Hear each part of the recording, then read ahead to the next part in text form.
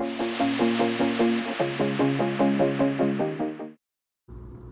right, now I'm going to talk about wiring. This is kind of the fun part, right? This is all the crazy stuff we'll need. All right, so what I have is a variety of stuff. I actually went to a local audio shop and bought most of this stuff. I like to support the local guys here too. And plus you can buy it in smaller amounts, and I really, it's great you can buy it on Crutchfield and Amazon and all that, but it's more expensive and you end up with a lot of it if you don't need it all. So what we need / have is, these are the kicker key amplifier harnesses. This is the input harness, and this is where we're going to get all of the wires out of the factory stereo into the kicker amp. I'm going to have to cut these RCAs off, and I'll show you that in a bit. And then we have the output harness and also the power and grounds. So it looks like what they did is they took these are all 16 gauge wires, and it looks like they took two 16 gauge wires for power and then combined them. Same with ground. So that way you kind of have an equivalent of a 13, 14 gauge wire for power and ground, which is what they recommend in the manuals, that you use a 14 gauge power. And then, speaking of power, what I'm going to do, oops, get my finger in the way there, sorry, is we have this, what they call a mini or micro low profile fuse, add a fuse. And what this basically does is allows you to stick this into one of the fuse slots on the fuse block in the car, and then you can put the original fuse back in place, and then another fuse, and then you get a wire out that you can grab 12 volt power. I think this is either a 16 gauge-ish wire.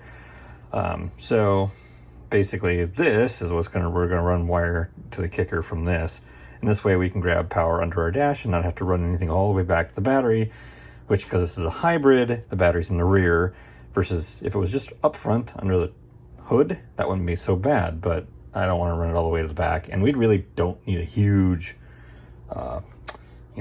power draw from up there.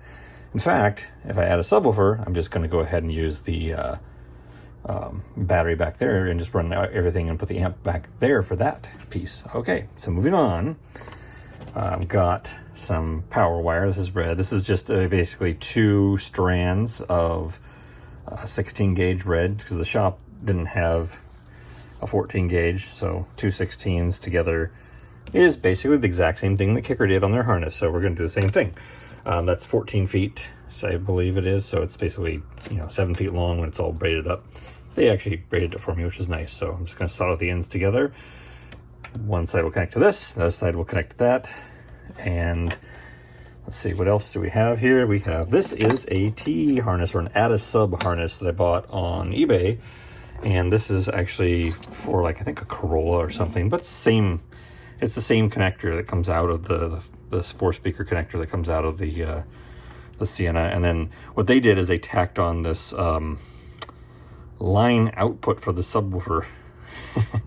I'm just going to chop it off because we're not going to use that. I mean, you could leave it if you wanted to, and you have RCA outs to run to a sub amp, which, I mean, I'm kind of tempted, but the way they wired it up, they wired it to the rear speakers, which I don't want to use those, because the rear speakers are going to be a little interesting in that, when you fade your audio forward, if you did that, if you use the fader, you'd actually be reducing your sub bass. So I don't know why they didn't use the fronts.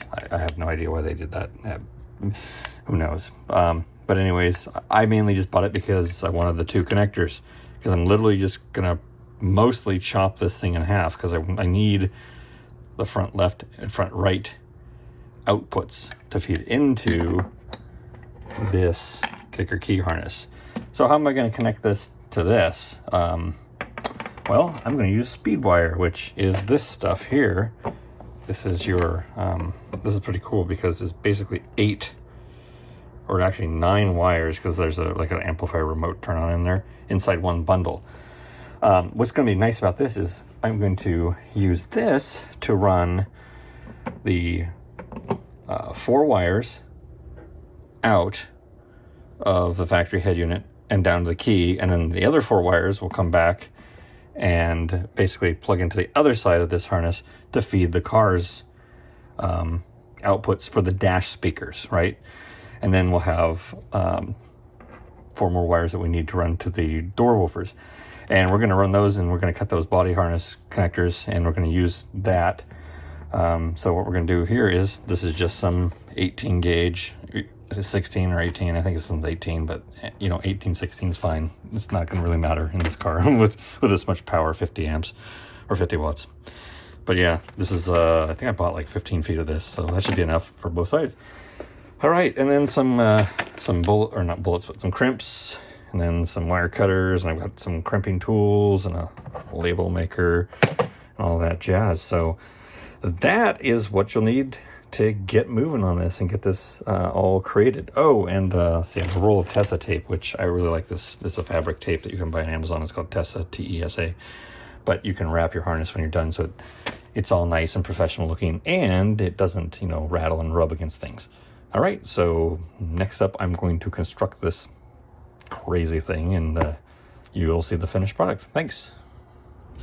All right, back to the Sienna project here. This is the wiring harness that I built for the, basically adding the kicker key to the 2021 Sienna. I know it looks like a lot. It's a mess, right? No, it's not too bad. So this is an add a sub harness that I modified. I clipped off the add a sub part, and then I snipped these 4 wires here, and these are basically the left and right front speakers. So this will be left and right that comes out of the stereo, and then that will go into this bundle of wires here. If you're wondering why I don't have it crimped already, it's because this will be easier to fish to the dash without a connector on it. So I fish this through the dash, then I'll crimp it up on site, and basically what's going to happen is this whole bundle here is actually going to get crimped into each side. So what I did was, for the input, this is the output of the stereo, which is going to go to the input of the kicker. So it's going to go into, these 4 wires are going to go to the white and gray pair, right? That's actually color coded standard for left and right front. And that's going to go all the way through this is the speed wire, so it has all 8 conductors. It's going to come down here, and then this is the kicker key input cable that it comes with, right? It has front and rear, but since we're bi-amping, we're only going to need the front. We're not going to touch rear, so we just leave this alone. We snip off the other 2 RCAs, and then we basically went ahead, and it's in here, you can't see it, but they're soldered. I soldered them with heat shrink on them rather than crimped them, just because I did have tons of crimps, and you know, it was easier just to do that on my bench at the time. Okay, so that takes care of getting the sound into the kicker. Now, to get the sound out of the kicker amp, you're going to have 4 pairs of wire. So you've got this coming out, which is the left and right front, which these are actually going to be their dash speakers. So these are those standard color codes, but we've already used those color codes in our harness. So we're going to use the rear standard, which is the green and purple.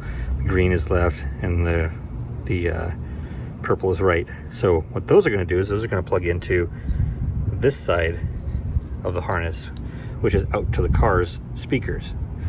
So that means basically getting the sound from the stereo, going on into the amp, coming out of the amp, and back into the car. So the next thing though is, again, we're bi-amping, so I'm not going to use the next set of speakers, which these are they're labeled as rear color coding, but since you're bi-amping, these are your door woofers.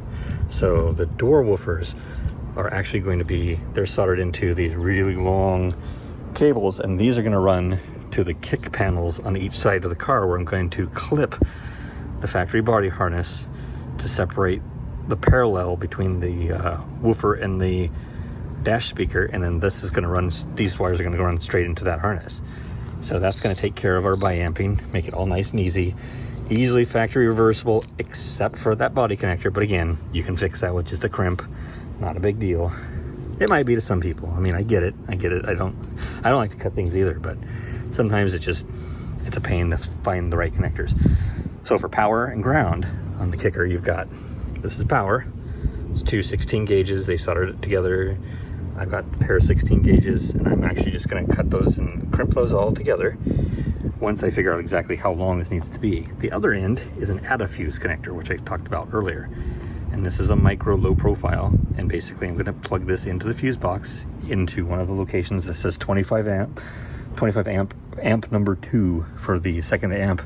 The fuse is already there, but there's nothing going, that doesn't go to anything, just because we don't have the JBL audio, so we don't use that. And then ground, I'm probably going to crimp a ring terminal onto this and find the ground right underneath the dash. So I'm going to go ahead and get to this, and I'll show you what it looks like. Okay, here's the wiring harness. I've taken that speed wire and pushed it up from underneath the dash, which goes way underneath up there, and it kind of comes out in the side here underneath that metal bracket, and then out and into this T-harness.